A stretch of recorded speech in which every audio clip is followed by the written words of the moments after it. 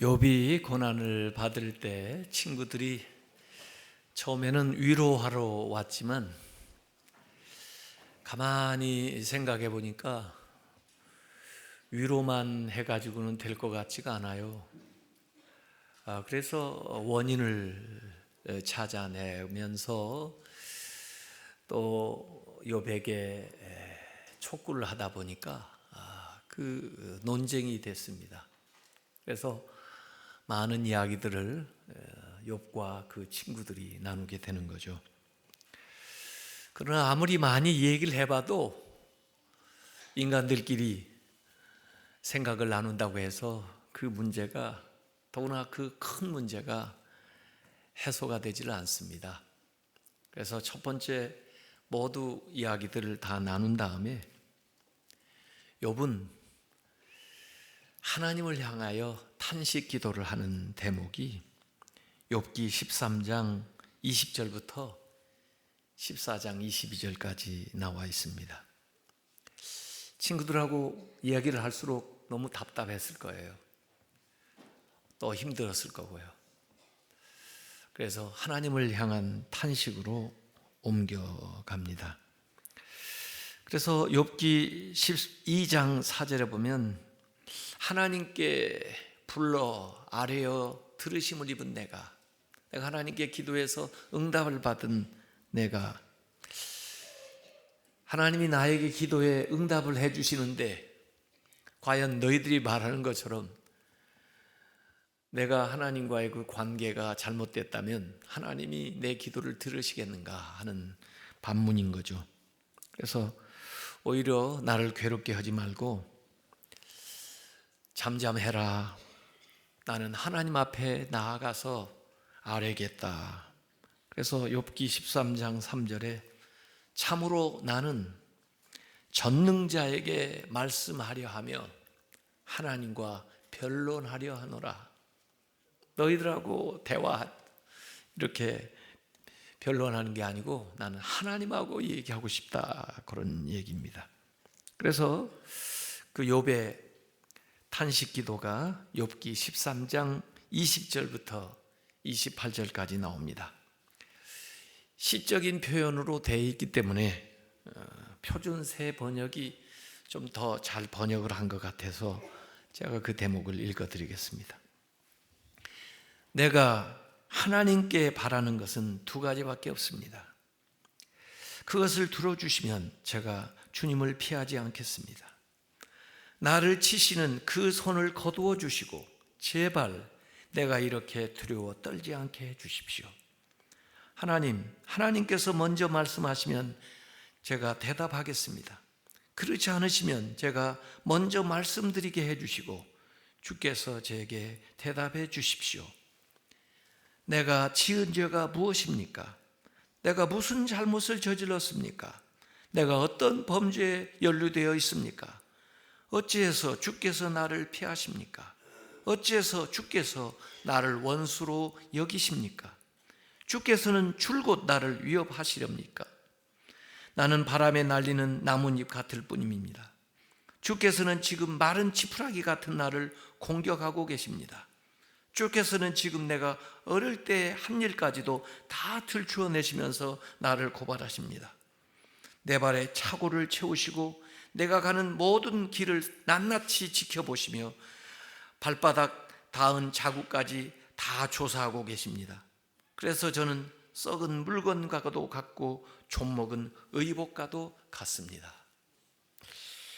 참 대단한 이야기들을 이렇게 거침없이 하나님 앞에 내놓고 있습니다. 두 가지 요구를 한 것은 21절에 저한테 손 좀 대지 마세요. 그리고 주님 그 위험으로 저를 두렵게 하지 마세요. 이렇게 얘기를 하고 있습니다. 할 말 있으시면 저한테 직접 말씀해 주세요. 또는 제가 하나님께 질문하는 것에 대해서 대답 좀 해 주세요. 이렇게 하나님에게 직접 면담을 요구하고 나섭니다. 욥이. 과연 죄가 얼마나 많습니까? 내 허물, 그 죄를 저한테 알려주세요. 회개하겠다는 거죠. 그래서 불법을 저지른 일이나 또는 죄를 지거나 저의 허물을 알려달라. 고난당하는 사람은요, 하나님 앞에 개인적으로 나아가서 왜 저에게 이런 일이 일어났습니까? 라고 물어도 됩니다. 그러면서 자기를 성찰하는 거고, 그러면서 하나님께서 들려주시는 음성을 들음으로 그 문제의 실마리를 찾을 수가 있게 되는 거죠. 그게 고난이 주는 유익입니다. 그러나 고난당한 사람을 옆에서 지켜보는 사람들은 왜라고 물으면 안 됩니다. 대신에 어떻게 라고 물어야 됩니다. 어떻게 그와 함께 하겠나? 어떻게 그를 위로해 줄 수 있겠나? 어떻게 그를 격려해 줄 수 있겠나? 주변의 사람은 어떻게라고 물어야 되고 본인은 왜라고 물어도 됩니다. 전도서 7장 14절에도 형통한 날에는 기뻐하고 곤고한 날에는 뒤돌아보아라. 살펴보라는 거죠. 자기 성찰을 하라는 거예요.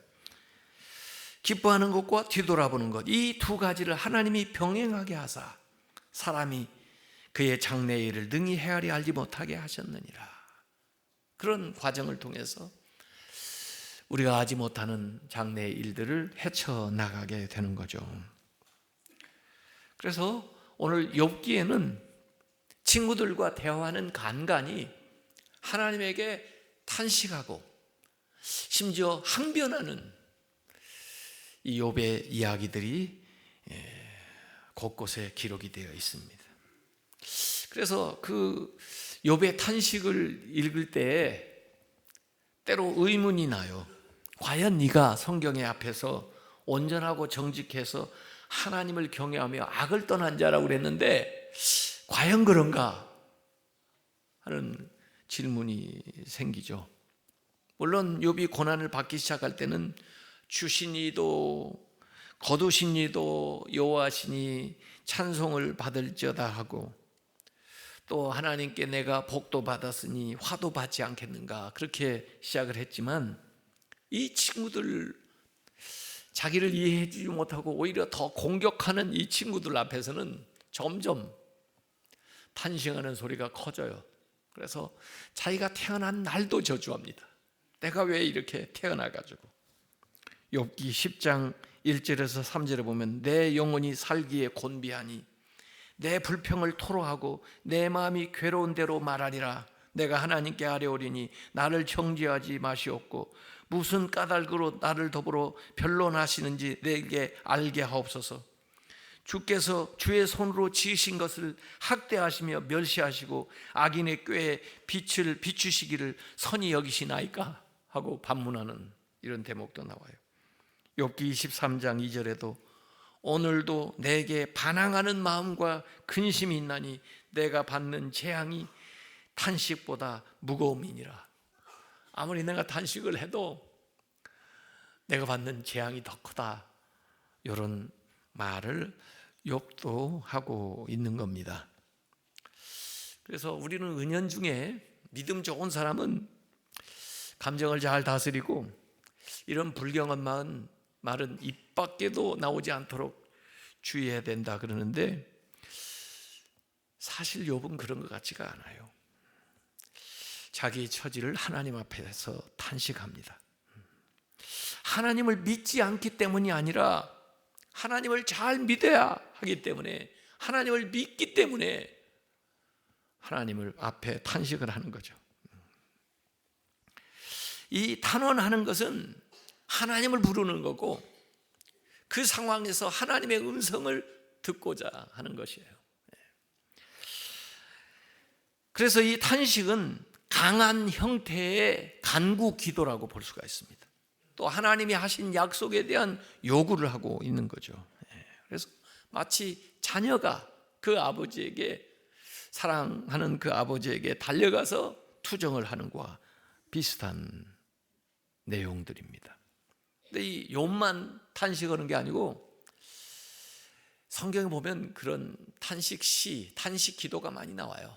특별히 그 시편에 보면 다윗의 탄식시가 많이 나옵니다. 어느 때까지입니까? 도대체 언제까지 참아야 됩니까? 그래서 육체적인 고통, 정신적인 고뇌, 영적인 상처, 학대, 실패, 좌절, 낙심, 분노, 부당한 대우, 중압감, 상실감, 외로움, 배신, 혼란, 의문, 불신, 불안감, 원망, 피곤함, 두려움, 치욕, 무죄의 변론, 고소, 무고한 고난, 생명의 위협을 당하는 그 상황에서 경건한 자들이 어디 누구에게 세상에 하소할 데가 없어서 하나님 앞에 부르짖는 그런 탄식 기도가 나옵니다. 그래서 모세도, 다윗도, 엘리야도, 요나도, 예레미야도 그들의 기도에 보면 제가 사는 것보다 죽는 것이 낫겠습니다라고 하나님 앞에 정말 우리로서는 해서는 안 될 얘기 같은 이야기를 하나님 앞에 아뢰는 대목이 많이 나옵니다. 그런데 이 탄식 기도는 어찌 보면 하나님에 대한 강한 신뢰의 표현입니다. 참된 믿음에 있는 사람들이 하나님이 살아계시기 때문에 그 하나님에게 모든 것을 거는 거예요. 그래서 이 탄식 기도의 바탕에는 여전히 자신이 하나님을 신뢰하고 있다고 하는 것을 드러내고 있는 겁니다.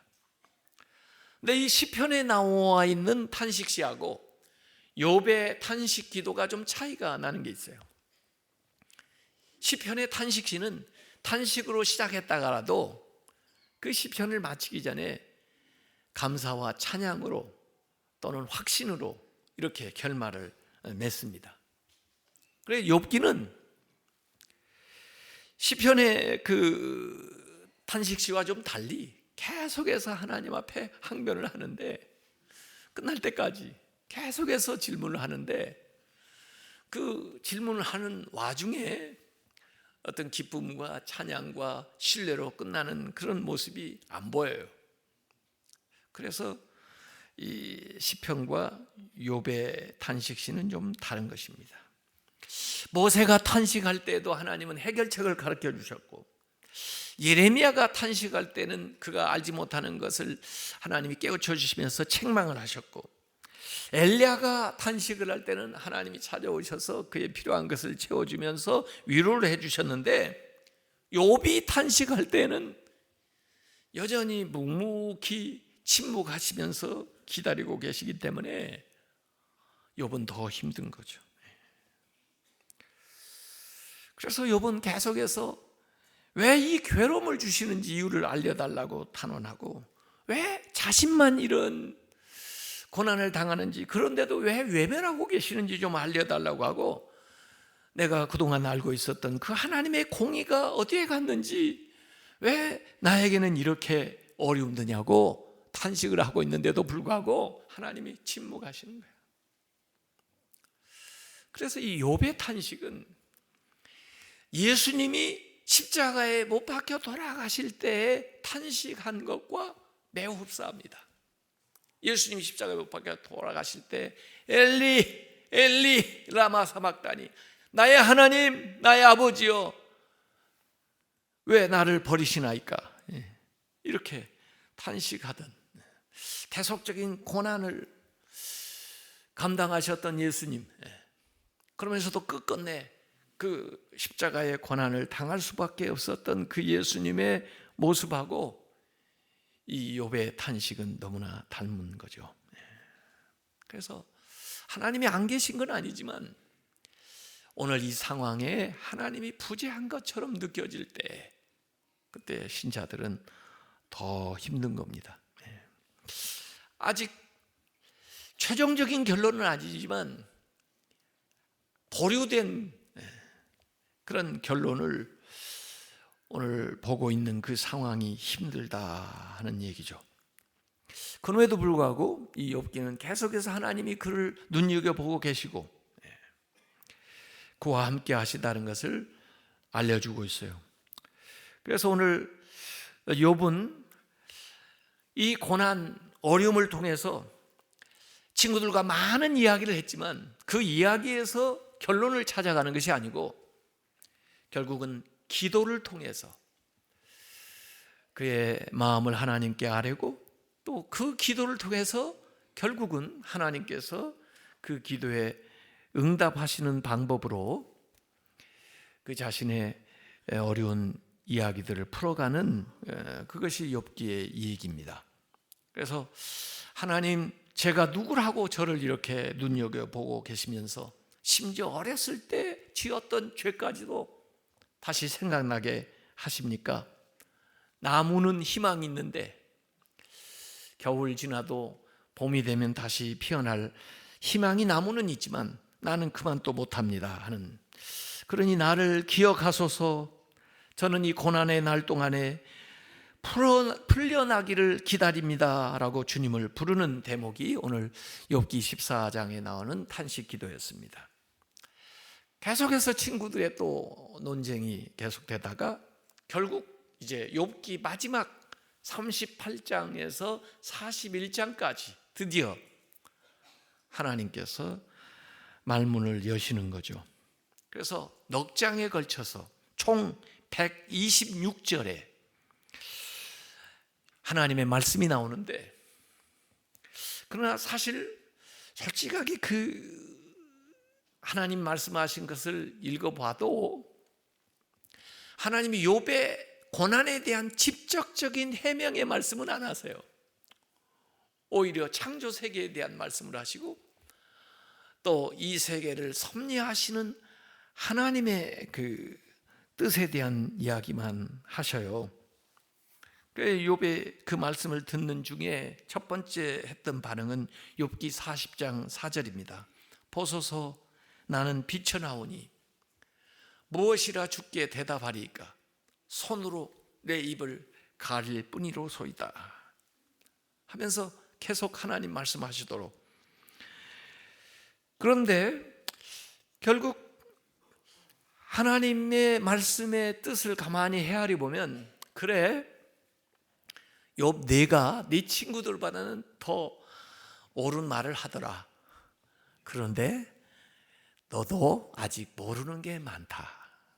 이런 내용을 하나님께서 말씀하시는 거죠. 그래서 결국은 욥기 42장 오늘 읽었던 1절부터 6절까지의 말씀에 욥의 회개 기도가 나와 있는 것입니다. 그래서 탄식 기도가 하나님의 말씀을 들음으로써 그 다음에 회개 기도로 나와요.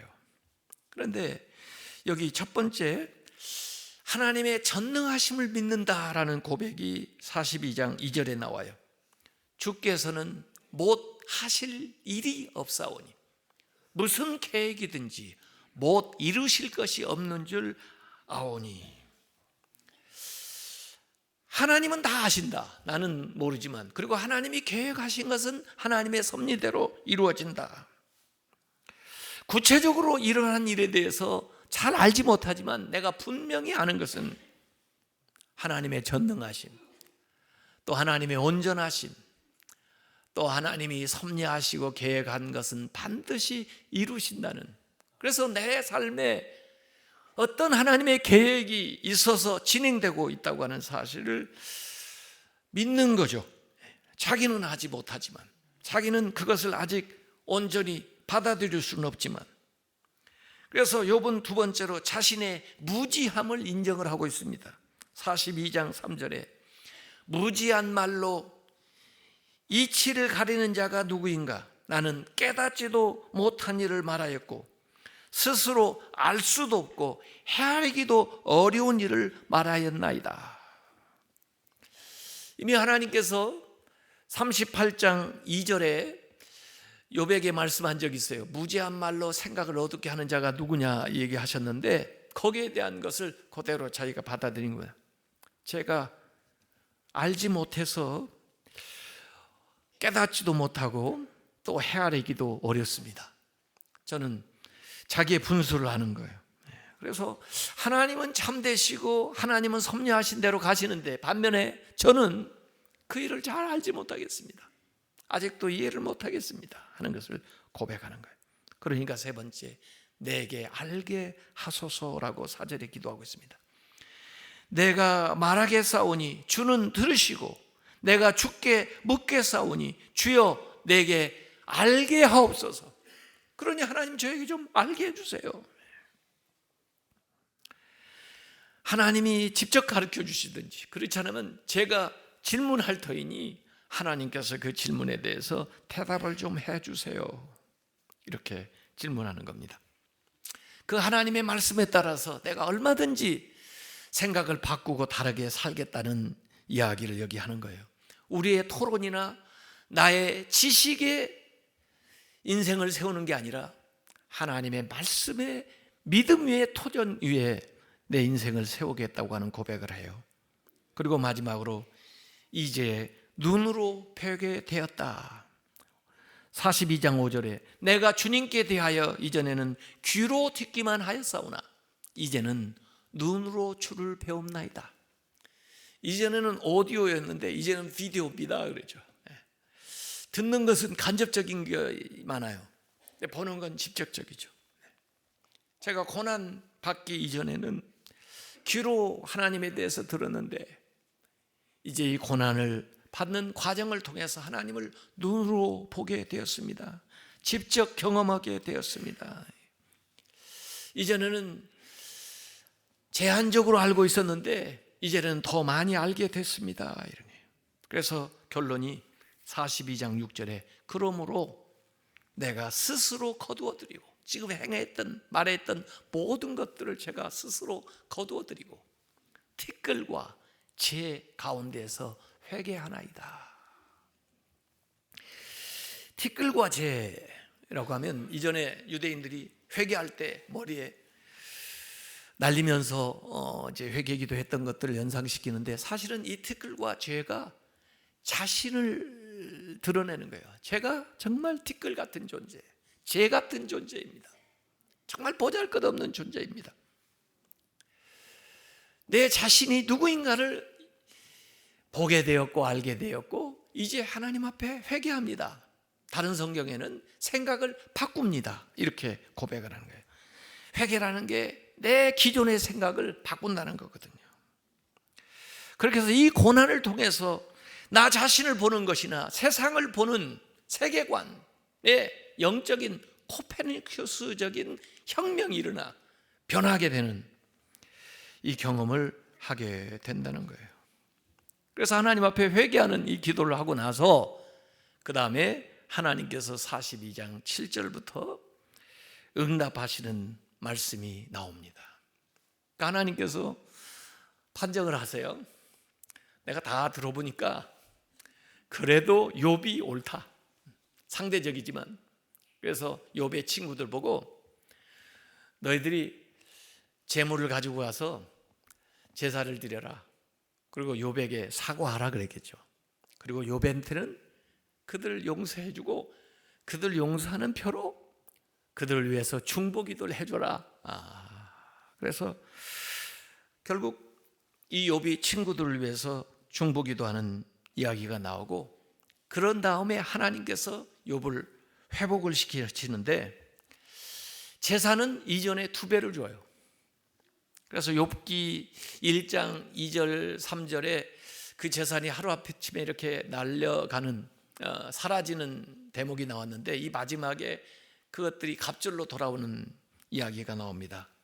양이 1만 4천 마리, 이전에는 7천 마리였었는데 낙타가 6천 마리, 이전에는 3천 마리였었는데 소가 1,000결이, 이전에는 500결이었었는데 암나귀가 1,000결이, 이전에는 500결이었는데 그런데 사실은 재산을 돌려받는다고 뭐예요? 진짜 소중한 게 뭐예요? 자녀들인데 자녀들이 부활해가지고 나타나는 게 아니에요. 이건 소설이 아니거든요. 대신 자녀를 주는데 자녀가 이전에도 7 아들 3 딸이 있었는데 정확하게 7 아들 3 딸을 줍니다. 아니 다른 것들은 배를 주고 왜 자녀들은 그대로 줬을까요? 모르겠어요. 저도 준다고 해서 그게 보상이 될까요? 안 될 것 같아요. 어떻게 새로 준 자녀가 죽은 자녀를 대신할 수 있나요? 죽은 자녀는 죽은 자녀로 가슴 아픈 거고 여전히 남아있고 물론 새 자녀가 기쁘기는 하겠지만 말이에요. 이게요, 하나님 나라를 생각하지 않는다면 보상이 안 돼요. 왜 7 아들 3딸을 주었을까? 이미 하늘나라에 7 아들 3딸이 가 있으니까 여기 7 아들 3딸을 주면 배가 될 것 같아요. 모르겠습니다. 저는요, 여기 질문이 참 많았었어요. 욥에게 중요하다는 걸 사탄이 다 뺏어갔거든요. 자녀들, 심지어 뭐 짐승들까지 다 뺏어갔는데 왜 욥의 아내는 안 뺏어갔을까? 이게 또 저는 궁금해요. 예. 여러분은 그런 게 안 궁금합니까? 근데 욥의 아내를 써먹을 때가 있어서 이 사탄이 남겨놨는지 모르겠어요. 가지고 욥의 아내 보고, 욥의 아내가 욥한테 당신 이러고도 하나님 믿는다고 그래? 하나님 욕하고 죽어. 그래서 아마 사탄의 말을 좀 대변을 할 필요가 있어서 살려놨는지 모르겠는데, 제 아내한테 물어보니까 그 욥의 아내가 역할이 있다고 계속 그렇게 얘기를 하더라도 그 욥의 아내가 있는 게 낫지, 그래야 견디지 욥이. 그런 말 하는 여자도 없으면 견디기가 힘들 거라고 그러는데, 제가 볼 때는 회복될 때 자녀를 낳아야 되니까 남겨놓은 것 같은 생각이 들어요. 결국은 그를 통해서 7 아들 3딸이 주어지게 됐는데, 사실 이 욥기는 재물에 대한 이야기가 아니에요. 소유가 다시 회복됐다는 것이 이 얘기의 초점이 아니에요. 그게 회복이 됐다고 해서 욥의 삶이 회복되는 게 아니에요. 소유보다 그의 성품, 그의 신앙 인격의 성숙이 오히려 욥의 결론에서 이 얘기하려고 하는 말씀입니다.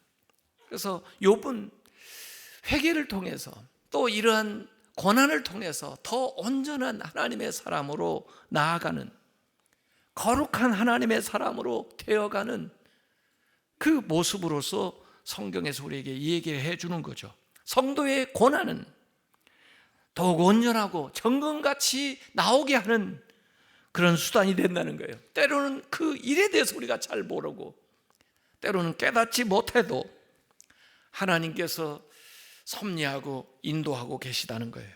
그것을 믿으라는 거예요. 그래서 결국은 이 욥은 자기의 세계가 마을로, 그리고 우주로, 그리고 생태계로 확장되면서 사람들에 대한 책임감을 더 가지고 인생을 살아가는 모습이 나오는데, 단편적으로 그의 삶의 변화된 모습을 그 자녀들에 대한 이야기에서 표현을 하고 있습니다. 그 당시의 세계는 남자들을 소중하게 하고 아들들의 이름이 이렇게 쭉 나오는데, 여기에 그의 3딸의 이름이 언급되어 있어요. 오히려 아들의 이름은 나오질 않고요. 그리고 그 욥이 자기의 재산을 그 당시는 아들들한테만 물려주는 그 시대에 그 딸들에게도 아들하고 똑같이 물려줬다는 이야기로 이 욥기의 이야기를 매듭지고 있습니다. 이건 뭘 얘기하려고 그러냐? 욥의 성품이, 욥의 삶이, 인생을 보는 인생관이 변화됐다고 하는 것을 우리에게 단편적으로 얘기해 주려고 하는 거죠. 오늘 저는 이 말씀을 전하면서 우리 성도들 가운데 어려운 가운데 알지 못하고 또 여전히 그 고난을 당하는 분들도 계시다고 생각을 해요. 그럴 때 사람에게 하소연하지 말고, 사람에게 위로받으려고 하지 말고, 사람의 의견을 들으려고 하지 말고 하나님께 나아가서 마음을 있는 그대로 욥처럼 드러내세요.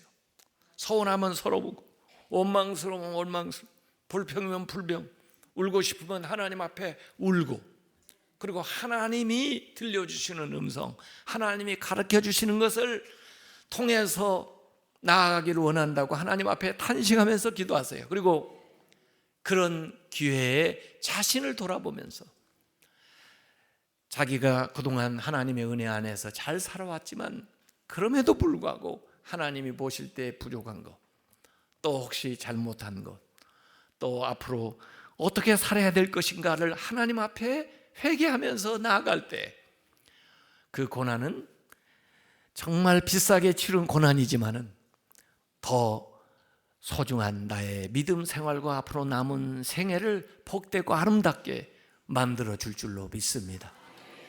하나님 앞에 때로는 단식기도 하시고 때로는 하나님 앞에 회개기도 하시고 하나님 앞에 문제를 해결하는 성도들이 다 되시길 주님의 이름으로 축원합니다.